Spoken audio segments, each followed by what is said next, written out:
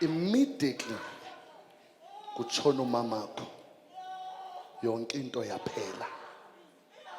Immediately makutshona umamakho kwaqala iproblem ekhayeni lakho.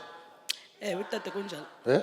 Utata Immediately makutshona umamakho kwaqala inkinga naxabana nodwa. kunjalo tata.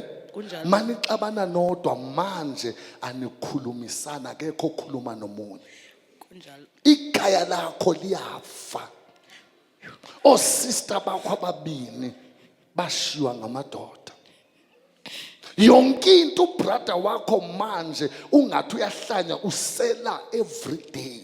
Kunjalo tata. Kunento ekufuneke ngikutshele yona eyimfihlo kamama akho angazange anitshele yona. Tata. Umama akho abenamateksi. Tata. Umoya ongcwele uthe kimi mangihambe ngiyokhangela imfihlo kamama akho. Mangibuza moya ongcwele yeyani lemfihlo wathi umoya ongcwele kimi kunemfihlo kamama akho wahamba wayemntwini umuntu wamnikeza isigubhu. Mayimnikeza isigubhu wathi lesi sigubhu sizomenzela abe namateksi abe seyiba ngumatshonisa. Ebenguye tata. Abe ngumatshonisa. Bengumatshonisa.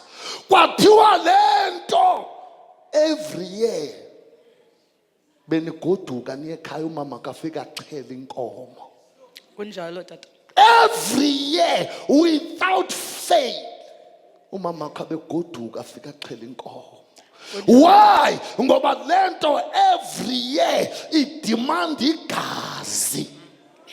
Njengoba ngikhuluma nawe manje wathi ubahamba umama akho kwafa yonke into zatshayisa itaxi kwaphela yonke into neshop ekhaya zaphela. Asinanto tata. Aninalutho. Lutho. Ninalutho. Kuneziqalekiso zabazalo ohamba nazo. Kuneziqalekiso zezinto ezayolandwa ekhaya zakubethelela ikhaya lakho kanti zizobulala umnombo wekhaya lakho, zizobulala ilineage yenu. Kunezinto ezisivumelwano phakathi kwabantu abathandayo abavuma ungena emkhathi lezi zinto ziya-allocate ngoba zicabanga uba nawe uyipart yalezo zinto. I need to help you because if angikusize nizotshona nonke, nizofa nonke. As I'm talking to you now, nothing is happening, nothing is moving. Ayikho into umile khonto yenzekayo. Kunjalo tata. Khonto yenzekayo.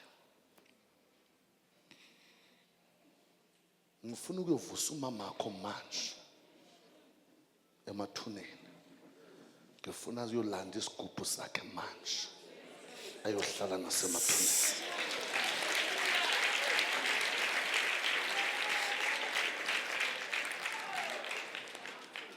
Ngifuna ukumvusa manje because ngifuna ukuthi kuphela le viki nonke nibe nisebenza. Amen. Amen. Angizusibulala yena umuntu wayosilanda. Ngifuna sibuye siyohlala naye lahle likhona. I receive. From today you and your family, you are delivered from this curse. As from today,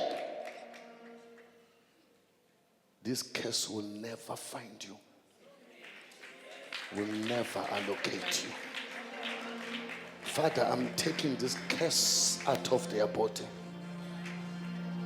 Let it happen now, now, now.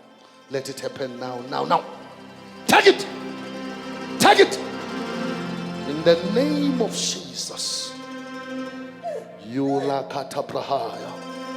Yumaka Shodahanta.